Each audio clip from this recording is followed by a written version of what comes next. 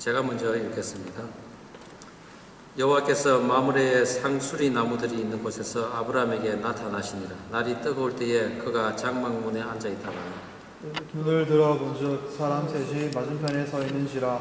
그가 그들을 보자 곧 장막문에서 달려나가 응접하며 몸을 땅에 굽혀 이르되 내 주여 내가 주께 은혜를 입어 사오면 원하건대 종을 떠나 지나가지 마시옵고 물을 조금 가져오게 하사 당신들의 발을 씻으시고 나무 아래에서 씻소서. 내가 떡을 조금 가져오리니 당신들의 마음을 상쾌하게 하신 후에 지나가소서. 당신들이 종에게 오셨음이니이다. 그들이 이르되 내 말대로 그리하라. 아브라함이 급히 장막으로 가서 사라에게 이르되 속히 고운 가루 세 쌀을 가져다가 반죽하여 떡을 만들라 하고 아브라함이 또 가축대 있는 곳으로 달려가서 기름지고 좋은 송아지를 잡아 하인에게 주니 그가 급히 요리한지라. 아브라함이 엉킨 젖과 우유와 하인이 요리한 송아지를 가져다가 그들 앞에 차려놓고 나무 아래에 모셔섬에 그들이 먹으니라. 그들이 아브라함에게 이르되 내 아내 사라가 어디 있느냐? 대답하되 장막에 있나이다. 그가 이르시되 내년 이맘때 내가 반드시 내게로 돌아오리니 내 아내 사라에게 아들이 있으리라 하시니 사라가 그들이 장막문에서 들었더라.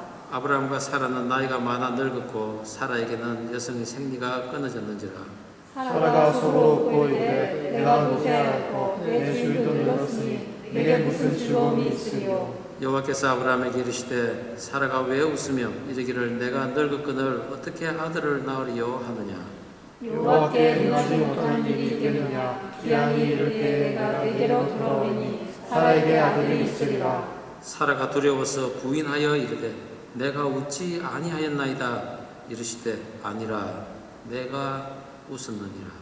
그 사람들이 거기서 일어나서 소돔으로 향하고 아브라함은 그들을 전송하러 함께 나가니라. 여호와께서 이르시되 내가 하려는 것을 아브라함에게 숨기겠느냐.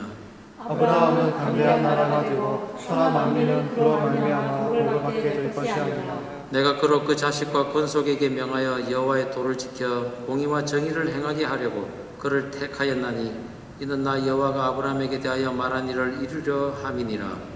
여호와께서 또 이르시되 소돔과 고모라에 대한 부르짖음이 크고 그 죄악이 심히 무거우니 내가 이제 내려가서 그 모든 행한 것이 과연 내게 들린 부르짖음과 같은지 그렇지 않은지 내가 보고 알려 하노라.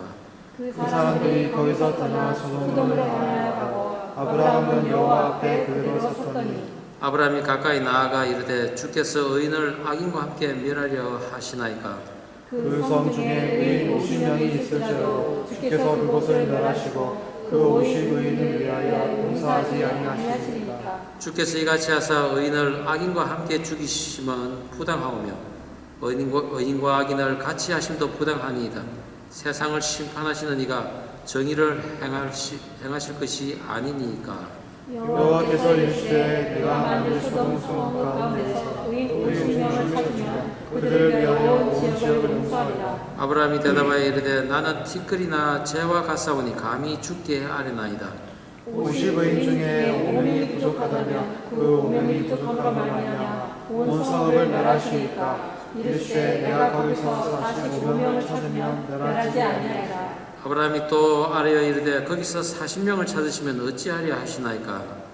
이르시되 40명으로 말미암아 멸하지 아니하리라.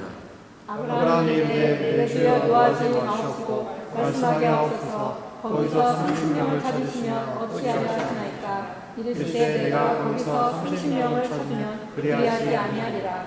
아브라함이 또 이르되 내가 감히 내주께 아뢰나이다. 거기서 20명을 찾으시면 어찌하려 하시나이까. 이르시되 내가 20명으로 말미암아 그리하지 아니하리라. 아브라함이 또 이르되 주는 노하지 마옵소서. 내가 이것만 더 아뢰리이다. 거기서 10명을 찾으시면 어찌하려 하시나이까. 이르시되 내가 10명으로 말미암아 멸하지 아니하리라. 함께 하겠습니다. 시작. 여호와께서 아브라함과 말씀을 마치시고 하시니 아브라함도 자기 곳으로 돌아갔더라. 아멘. 자리에 앉아 주십시오. 말씀을 위하여 기도하겠습니다. 그가 말씀하심에 이루어졌으며 명령하심에 견고히 섰도다. 하나님 아버지, 오늘 우리에게 주시는 사랑의 말씀을 우리들 각자의 마음판에 새기는 시간이 되게 하시고 그 말씀 위에 견고히 서게 하옵소서. 또한 말씀 속에 계신 하나님을 깊이 체험케 하옵소서.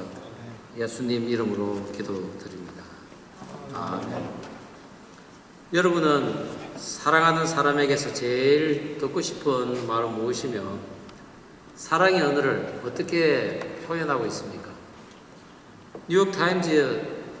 뉴욕타임즈지에 130주 동안 초장기 베스트셀러로 이름을 올렸던 5가지 사랑의 언어라는 책이 있었습니다. 기독교 상담가인 게리 체프만 박사가 쓴 이 책은 사랑의 언어를 5가지 패턴으로 이야기하고 있습니다. 칭찬과 격려, 애정 등을 말로 표현하기, 또한 사소하고 작은 것이라도 선물로 표시하기, 말로만 하지 않고 직접 행동으로 어려운 일을 도와주기, 함께 영화를 보고 밥을 먹는 등 시간을 함께 보내기, 그리고 머리를 쓰다듬어주고 손을 잡아주며 또한 가볍게 안아주는 그런 스킨십 하기, 이렇게 5가지를 이야기하고 있습니다. 과거의 제 모습을 바라보니 제가 참 잘한 것이 하나도 없었더라고요. 칭찬과 애정을 말로 표현하는 것은 왠지 점잖지 못한 행동이다, 이래서 오히려 그런 것을 참 못한 것 같습니다. 또한 밥을 먹을 때 애가 울면은 나 혼자 빨리 먹고 나가버리는 그런 모습이 있었습니다.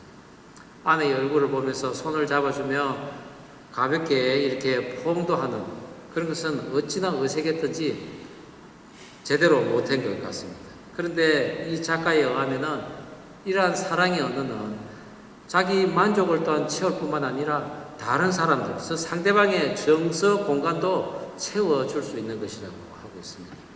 상대방이 칭찬을 원할 때는 칭찬을 해주고, 또한 도움이 필요한 사람에게는 작은 봉사로 이래 섬길 수 있는, 그래 할 때 상대방의 그 부족한 정서 탱크가 채워진다는 것입니다. 그렇게 되면은 원활한 대화와 함께 좋은 관계를 유지하며 살아갈 수 있다는 거죠. 사랑하는 사람에게 내가 원하는 것을 강제로 하기보다는 오히려 상대방이 원하는 그것이 무엇인지 알아내어서 그것을 해주는 것이 진정한 사랑의 언어를 구사하는 것입니다. 오늘 하나님께서도 인간에게 필요한 것을 살피시고 또한 그것을 주시기 위해 잘못된 이 사고를 재도전시키고 그가 원하시는 것을 주시기 위해 가장 적절한 언어를 사용하고 계심을 우리는 볼 수 있습니다. 아브라함을 향한 하나님의 큰 뜻을 확인시키고자 아브라함과 사라의 이름을 열국의 아비, 의미로 바꾸어 주시고, 그리고 아브라함에게는 작은 헌신을 요구하시며 언약을 맺었습니다. 그것이 바로 할례였습니다. 신체의 일부를 뱀으로써 예수님의 그 고난에 동참하는 피 흘림과 고통은 있지만 결코 죽지는 않는, 그러나 새 살이 돋아남으로써 새로운 그 생명, 새 희망을 갖게 하는 전표였습니다. 아브라함이 자신과 그의 아들 이스마엘 그리고 집안의 모든 남자들에게 할례를 행하고, 그리고 하나님의 답을 아마 기다리고 있었을 때였을 것입니다. 그동안 음성으로만 들려주던 하나님께서 드디어 아브라함에게 나타나신 것입니다.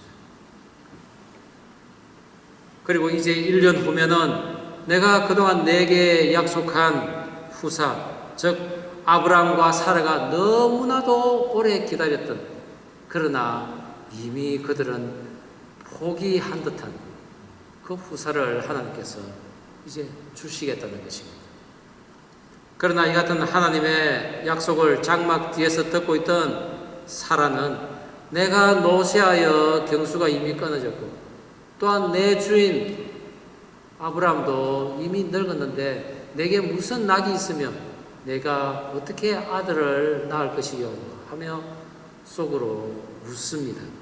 그러나 하나님께서는 사라가 어찌 웃으며 여호와께서 능하지 못한 일이 있겠냐고 하나님께서는 말씀하십니다. 그렇지만 속으로 웃었지만은 결코 웃지 않았다고 발뺌하는 사라에게 아니라 내가 웃었느니라 분명히 재인식을 시켜주십니다. 그리고 이 땅에 오신 주된 목적 중 하나인 너를 택한 이유는 너와 내 자식과 건속들에게 명하여 여호와의 도를 지켜서 공의와 그리고 정의를 행하게 하려 함이라.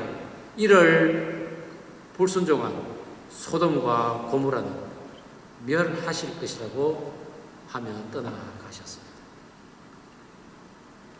아브라함은 그곳에 있는 조카 롯을 생각하게 됩니다.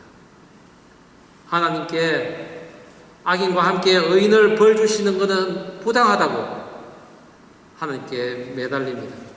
마침내 5번이나 의인 수를 변경하면서까지 하나님에게 강구한 그 아브라함의 중보로 그 성에 10명의 의인만 있으면 내가 그 성을 멸하지 않겠다고 하나님께서는 하셨습니다. 저는 오늘 아브라함을 직접 찾아오신 그 하나님의 사랑의 언어를 통해서 오늘 우리에게 향한 하나님의 마음을 살펴보기를 원합니다. 하나님께서 보여주신 사랑의 언어, 그 첫 번째는 아니라 내가 웃었느니라 입니다. 우리 본문 18장 12절에서 15절 말씀 한 목소리로 다시 한번 읽어보겠습니다. 시작. 사라가 속으로 웃고 이르되 내가 노쇠하였고 내 주인도 늙었으니 내게 무슨 즐거움이 있으리요. 여호와께서 아브라함에게 이르시되 사라가 왜 웃으며 이르기를 내가 늙었거늘 어떻게 아들을 낳으리요 하느냐. 여호와께 능하지 못한 일이 있겠느냐. 기한이 이를 때에 내가 내게로 돌아오리니 사라에게 아들이 있으리라. 사라가 두려워서 부인하여 이르되 내가 웃지 아니하였나이다. 이르시되 아니라 내가 웃었느니라. 하나님의 말씀에 순종하여 집안의 전 남자가 할례를 행하고 난 후에 어느 날 아브라함이 한낮에 뜨거운 태양빛을 피하고 있을 때 하나님께서 아브라함에게 찾아오십니다. 그 하나님의 일행을 발견한 아브라함 즉시 달려가서 손님을 맞이합니다. 건동지방에서는 손님을 맞이하는 것에 큰 의미를 둡니다. 내가 남을 대접하고 그리고 도우면은 자신도 나중에 똑같이 대접받고 도움을 받는다는 그런 생각을 하고 있습니다.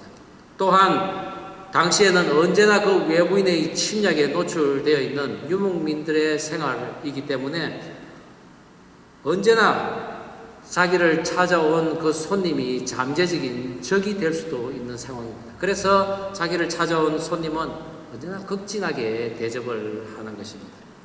특별히 히브리인은 지나가는 나그네를 대접하는 것이 곧 하나님으로부터 복을 받는 것이라고 인식하고 있었습니다.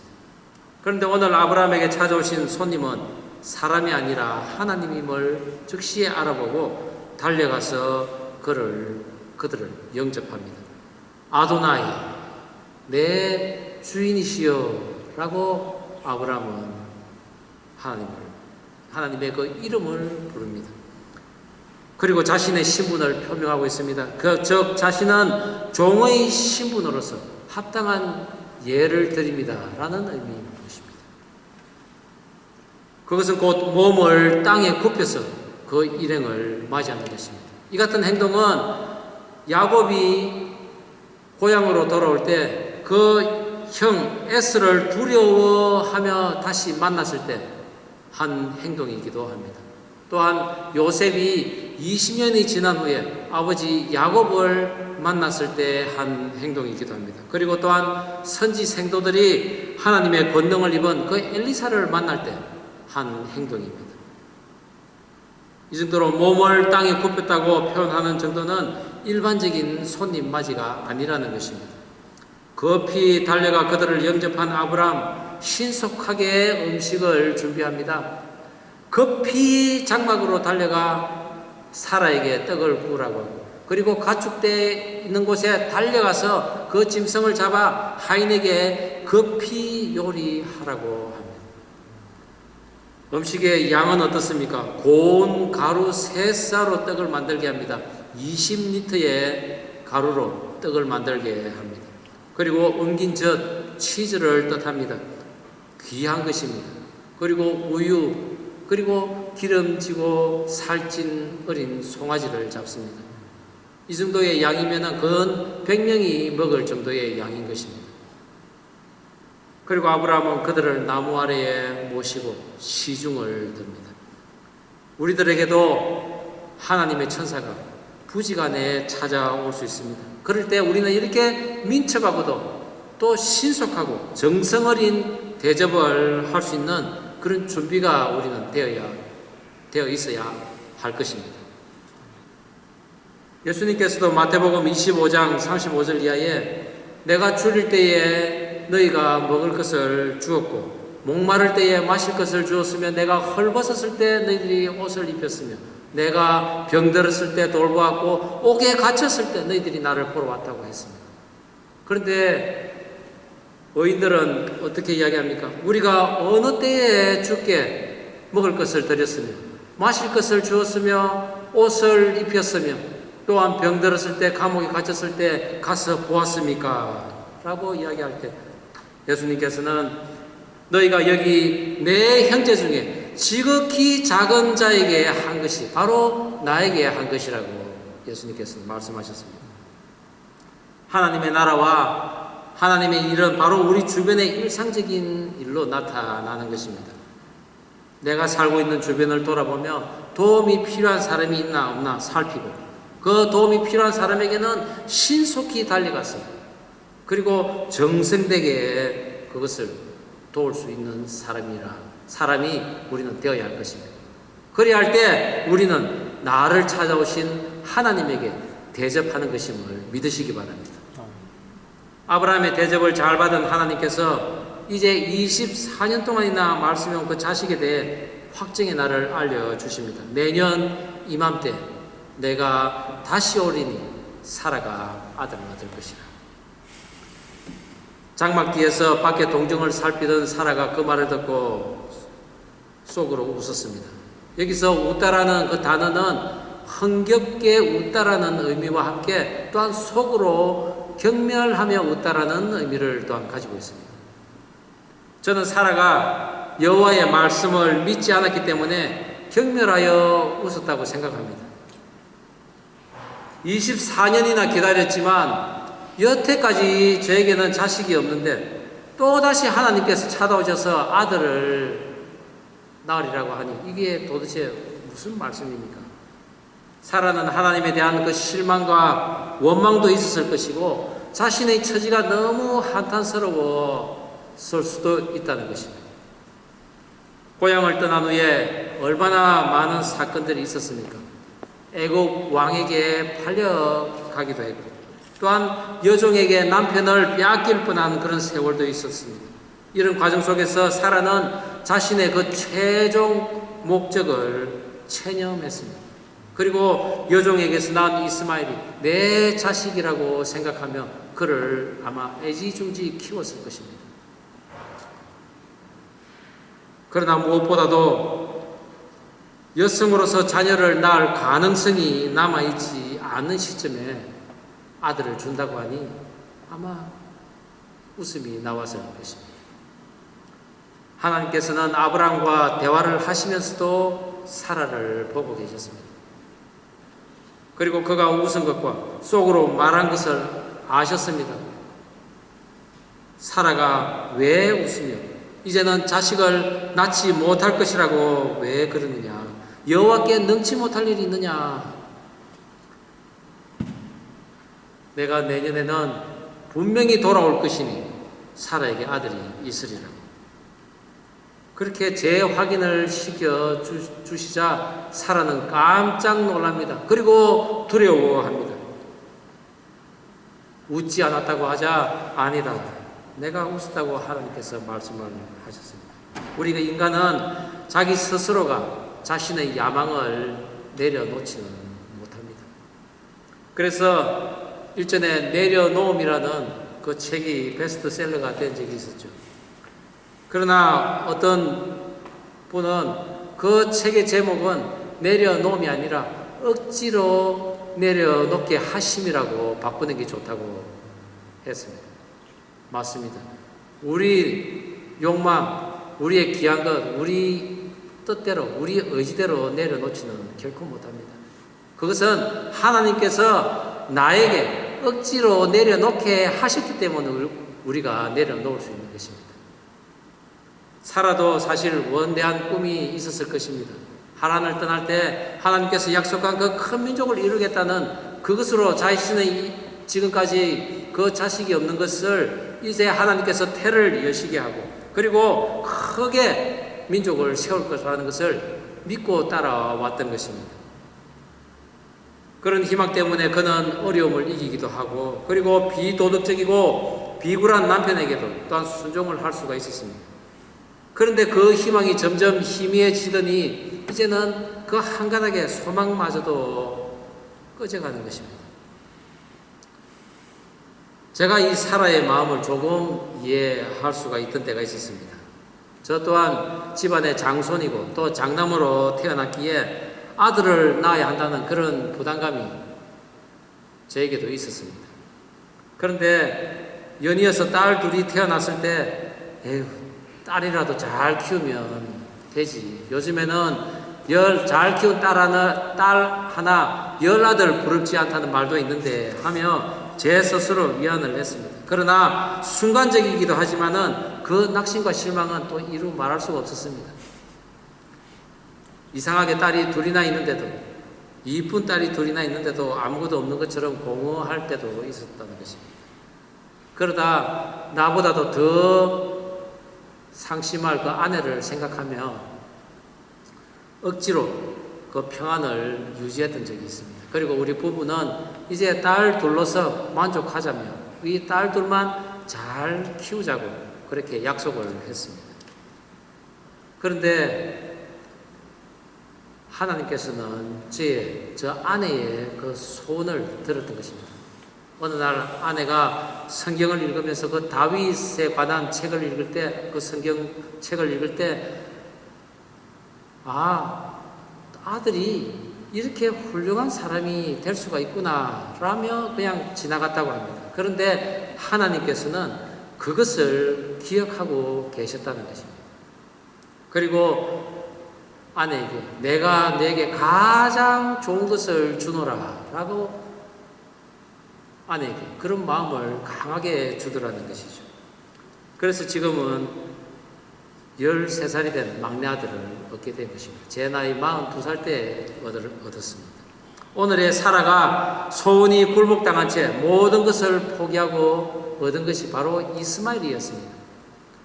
그리고 이제는 마음을 추스리고 이스라엘을 자기 아들인 양 키우고 사는데 사라에게 새로운 도전이 또한 생긴 것입니다.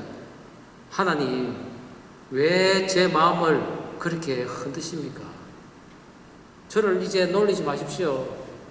그리고 저는 웃지 않았습니다. 차라리 울고 있었습니다. 사라의 심정이 그랬다는 것입니다. 그렇습니다. 웃지 않았다는 그 사라의 말, 그 웃음 속에는 울음이 섞여 있었습니다. 하나님께서는 그런 사라의 마음을 풀어주기를 원했던 것입니다. 아니라 내가 웃었느니라. 하나님의 이 말씀은 사라를 책망하기보다는 오히려 그 사라의 그간의 고통과 서름과 그런 인내의 힘든 흔적을 아시고 계셨음을 나타내는 것입니다. 그리고 아니야, 너는 웃었다. 그리고 너는 앞으로 웃을 것이야. 그리고 웃어야 한다고 하나님께서는 말씀하신 것입니다. 내가 기한에 이를 때에 내게로 돌아오리니 사라에게 아들이 있으리라. 그리고 사라는 과연 하나님의 약속대로 아들을 얻고 크게 웃었던 것입니다. 사라의 그 낭망의 웃음을 기쁨의 웃음으로 바꾸실 하나님께서는 지금 사라의 그 육체에게 명령하여서 이제 멈추어진 그 출산의 기능이 되살아나도록 선포하신 것입니다. 하나님께서는 모든 창조를 말씀으로 하셨듯이 지금 사라의 몸을 전능한 하나님께서 재창조하고 계신 것입니다. 아브라함이 할례로 몸과 마음을 정결케 한 것처럼 사라의 몸도 잉태가 불가능한 그의 육체에서 가능한 육체로 바꾸고 계셨던 것입니다. 사라의 나이 89세 때 말입니다. 그것은 사라가 가장 원했던 일이었으며 또한 사라의 모든 수치를 물러가게 했던 그런 일이기도 합니다. 그렇지만 무엇보다도 진정한 구원을 이루게 하신 그 예수님의 계보가 이어지는 것이 하나님께서 갖고 계신 큰 뜻이었던 것입니다. 아브라함이 강한 나라가 되고 천하 만민이 그를 인하여 복을 받게 될 것이라고 다시 말씀을 하시자 그 전능한 하나님 앞에서 사라는 두려워 웃지 않았다고 거짓말을 하게 된 것입니다. 저와 여러분들도 이 같은 하나님의 위로가 있기를 바랍니다. 절대로 생명을 잉태할 수 없는 그런 불임의 육체로 고통스러워하는 우리가 가짜 구원의 정표를 들고 만족해하는 우리의 잘못된 자에게 명령하여서 그것을 고치시려는 그 하나님으로 인해 화나고 흥겹게 웃을 수 있는 저와 여러분 되기를 주의 이름으로 축원합니다. 아멘. 본문을 통해 하나님께서 보여주신 사랑의 언어 그 두 번째는 내가 하려는 것을 숨기겠느냐. 우리 본문 16절, 17절 다시 한번 한 목소리로 읽어보겠습니다. 시작. 그 사람들이 거기서 일어나서 소돔으로 향하고 아브라함은 그들을 전송하러 함께 나가니라. 여호와께서 이르시되 내가 하려는 것을 아브라함에게 숨기겠느냐. 아브라함과 사라에게 내년에 아들을 낳을 것이라는 확정을 하신 후에 하나님께서는 길을 떠납니다. 그 길은 곧 소돔을 향한 심판의 길이었습니다. 사실 하나님께서는 소돔으로 가던 중에 아브라함에게 들른 것입니다. 그것은 죄악을 멸시하는 가운데에서도 새 생명의 계보를 또한 있게 하신다는 그 하나님의 사랑이었습니다. 그뿐 아니라 하나님의 그 계보, 즉 예수님의 계보에 들지 못하는 이스마엘의 그 후손에게 주실 축복을 선언한 것처럼 아들처럼 여겼던 그 롯의 계보를 이어가기 위한 하나님의 뜻을 지금 아브라함에게 알리고 있는 것입니다. 즉 하나님의 사역에 동력을 하게 하시는 그 하나님의 뜻이 있는 것입니다. 롯은 자신의 눈앞에 펼쳐진 좋은 것을 택해서 삼촌인 그 아브라함을 떠나 여호와의 동산 같고 그리고 애굽과도 같은 그 요단강 동편을 향해 나아갔습니다. 결국 쾌락과 죄악이 물든 그 소돔까지 들어가게 됩니다. 소돔에서의 그 전쟁으로 인해 재산과 자신과 또한 온 가족들이 붙잡혀 갔을 때 아브라함이 구해 주었지만은 그는 다시 소돔으로 돌아갔습니다. 덮여 있다는 그의 이름대로 그는 악에 덮여진 채 살고 있었던 것입니다. 그러나 하나님께서는 순종하는 그 아브라함을 생각하여서 롯이 있는 소돔을 멸할 것이라고 아브라함에게 미리 알려주신 것입니다. 아브라함은 하나님께 매달립니다. 의인을 악인과 같이 멸하시렵니까? 그 성에 의인 50명이 있대도 하나님께서 그 성을 멸하시렵니까? 라고 조카 롯을 생각하며 하나님께 매달리는 것입니다. 아마 아브라함은 롯의 식구들을 떠올리며 그 롯의 식구가 한 50명 정도는 그래도 하나님을 믿고 따르지 않았겠나라고 생각했던 것입니다. 그러나 하나님께서 그 땅에 의인 50명이 있으면 그 땅을 용서하리라고 하시자 아브라함이 갑자기 당황합니다. 내가 너무 많이 불렀나? 하나님 45명은요? 40명은요? 30명은요? 20명은요? 하나님 정말 화내지 마시고요. 이분이 마지막인데 10명만 있으면 어떻게 하시겠습니까? 하나님께서 10명이라도 내가 용서하겠다고 하셨습니다. 아브라함은 설마 롯의 식솔들 가운데 10명 정도의 의인은 없겠냐고 생각했던 것입니다. 아브라함이 하나님에게 요청한 것을 보면은 그는 첫 번째 50명이라고 했습니다. 그리고 그것을 5번이나 바꾸며 하나님께 매달렸습니다. 성경에서 이 5라는 숫자는 책임을 뜻하는 숫자이기도 하지만 은혜를 뜻하기도 합니다. 창조주 하나님께서 우리를 지으심으로 우리가 그 하나님 앞에서 책임을 가지고 사는 그런 존재일 뿐만 아니라 하나님에게 우리가 은혜를 입었다는 것을 의미하는 그런 아브라함의 중보였던 것입니다. 이런 모습 때문에 하나님께서는 내가 아브라함에게 숨기겠느냐라고 말씀하지 않았겠습니까? 우리가 남을 위해 중보 기도를 하는 것 하나님의 사역의 동력자가 되었다는 증거인 것입니다. 왜냐하면 인간은 에덴 동산에서 그 선악과 사건으로 인해 남을 위해서 살지 못하는 오직 자기 중심적인 존재로 바뀌어 버렸습니다. 사라가 고침받기 전에는 생명을 잉태하지 못했듯이 우리 또한 남을 위해 기도도 하지 못하는 존재였습니다. 그러나 하나님의 그 사랑의 은혜로 고침을 받은 우리들은 나의 부모님, 또한 나의 형제 자매들, 그리고 나의 이웃이 아파할 때, 그리고 예수를 모르는 사람들이 예수를 모른 채 죽어갈 때 그들을 위해 중보할 수 있게 된 것입니다. 예수 믿고 구원받은 사람은 자기 중심인 나에서 변하여 내가 받은 그 은혜, 그 사랑을 함께 나누고자 애쓰는 것입니다. 하나님 앞에 부끄러울 정도로 매달리며 롯과 그 가족을 살리려고 애쓰는 아브라함의 그런 간절함과 그런 애틋함, 안타까움이 저와 여러분에게도 있기를 바랍니다. 내가 하려는 것을 숨기겠느냐? 저와 여러분이 하나님께 이런 말을 듣는 존재가 되기를 원합니다. 우리가 하나님 앞에 순종하고 남을 위해 마음 아파하는 그런 심령을 가질 때 하나님께서는 하나님의 하실 일을 우리에게 다 가르쳐 주실 것입니다. 우리 앞에 어려운 일 닥치더라도 하나님께서 말씀하여 주실 것이고 그것으로 우리가 이겨서 또한 우리를 즐겁고 그리고 흥겨운 그런 놀라운 일을 얻도록 우리는 그것을 이루어 갈 수 있다는 것입니다.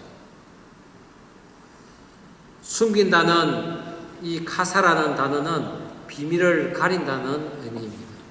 즉 하나님의 하시는 일을 비밀로 하신다는 것은 우리에게 그 하나님의 비밀을 알려주지 않으면서 우리의 신앙생활이 그러면 어떻게 되겠습니까?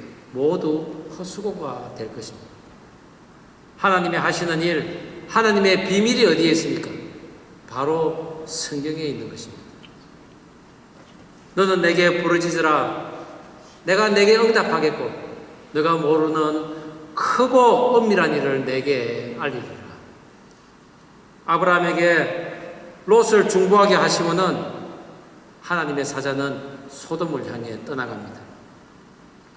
하나님께서는 하나님의 백성에게는 진노 중에라도 긍휼을 잊지 않으시고 의인 10명이 있기를 소원하시는 그런 하나님이신 것입니다. 이 도시 보스턴은 우리나라는 이 큰 성 지구촌은 어떻습니까? 저는 우리가 사는 곳에 제약이 여전하더라도 의인 10명이 있어서 우리가 지금 살아있다고 생각합니다. 왜냐하면 제가 간영하면 심판하시는 그 하나님이 오시기 때문입니다. 그분은 그것을 가르쳐주기 위해 성경의 시작부터 심판의 이야기를 자주 이야기하고 계십니다. 롯이 믿음이 없어서 또는 쾌락을 따라 소돔에 갔는지 우리는 알 수 없지만 다만 심판 중에 긍휼을 입은 것은 분명합니다. 왜냐하면 롯의 후손인 그 모압 족속에서 예수님의 계보인 그 룻이 등장하는 것입니다. 그는 다윗의 할머니가 된다는 사실을 우리는 알아야 합니다. 하나님께서 아브라함에게 오셔서 사라를 사랑의 언으로 치료하여 주시고 불임의 몸을 또한 고치시고 아들을 주신 이 사건도 구원을 이루기 위한 그 계보를 완성시킨 일인데, 아브라함에게 멸망의 도시 그 소돔을 위해 중보하게 하는 것도 예수님이 태어나실 그 계보를 있게 하기 위한 것이었습니다. 사랑의 언어, 이것은 잘못된 자아의식에서 벗어나게 하는 것입니다. 자기가 원하는 위로의 말이나 가벼운 터치, 함께하는 시간의 유무로 이 대화가 소통되는 것은 아니라고 저는 생각합니다. 우리의 대화의 불통은 하나님으로부터 돌아선 죄 때문에 그렇습니다. 그래서 하나님께서는 소돔으로 가시고 계신 것입니다. 죄는 멸망을 당해야 하고 또한 하나님의 구원은 반드시 이루어진다는 것을 우리는 잊지 말아야 합니다. 우리 안에 숨어있는 죄는 무너져야 하고 배임을 당해야 하며 또한 생명을 잉태하지 못하는 우리의 육체는 고침을 받아야 합니다. 우리가 하나님의 장막 안에 거하면서 하나님을 예배하는 자로 살아간다면 하나님께서는 사랑의 언어로 우리에게 말씀하실 것입니다. 너가 웃었느니라. 내가 내 할 일을 내게 숨기겠느냐. 하나님께서는 우리의 상한 심령을 달래주실 것이며 또한 하나님의 일을 위해서 우리로 하여금 중보하게 하실 것이라는 것입니다.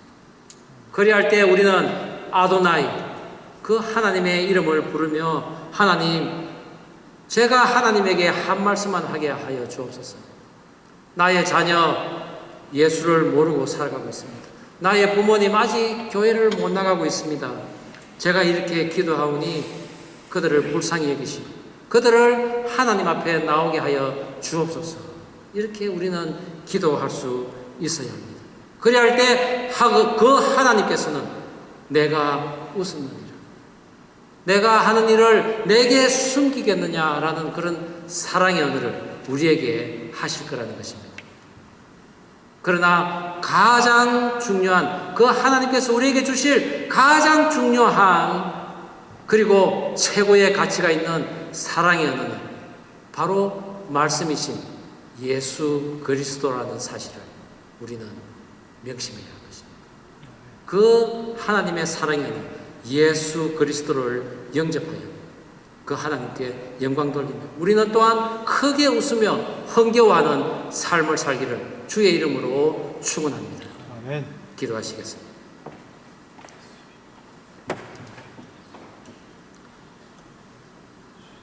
오월달은 가정의 달입니다. 우리 함께 잠시 동안이라도 함께 기도하면 좋겠습니다. 나의 상한 심령으로 나 자신 고통하고 있습니까? 아니면 내 부모 형제, 내 자녀, 내 이웃이 죄 가운데 빠져가고 있습니까? 그들을 위해 우리가 기도하는 시간을 가지면 좋겠습니다. 하나님, 나를 고쳐 주옵소서. 나로부터 생명이 잉태되게 하옵소서. 저 죽어가는 영혼에게 생명을 주시옵소서. 우리가 그들을 위해 중보하는 기도를 하면 좋겠습니다. 기도하시겠습니다. 다 같이 기도하시겠습니다. 하나님 아버지, 또 이 시간 우리 하나님의 말씀으로 나아가기를 원합니다. 그렇습니다. 하나님, 나의 상한 심령으로 내가 고통하고 있었습니다. 주여, 이 상한 심령, 주여, 주님의 그 사랑의 언어로서 저를 고쳐주시고 위로하여 주시옵소서. 그리하여 마침내 나의 상한 심령이 기쁨의 웃음을 웃을 수 있는 그런 제 자신이 되게 하여 주시옵소서. 하나님, 바로 그는 나의 부모 형제, 내 자녀가 예수 그리스도를 모르며 살아가고 있습니다. 내 이웃이 예수 그리스도가 누군지 모르고 있습니다. 그들에게 천국 복음을 전하고 싶습니다. 예수 그리스도가 나의 길이요 진리요 생명이라는 것을 알게 하기를 원합니다. 주여, 그들을 찾아가셔서 그들을 구원하여 주시옵소서. 그들을 불쌍히 여기시고 그들을 구원하여 주시옵소서. 하나님 아버지, 우리들의 상한 마음을 이미 아시고 치료해 주시는 은혜에 감사드립니다. 오늘 나의 슬픔과 좌절의 눈물을 기쁨과 즐거움의 웃음이 되게 하시고 늘 주변을 돌아보며 그들을 위해 중보하는 저희들 되게 하옵소서. 예수님 이름으로 기도드립니다. 아멘.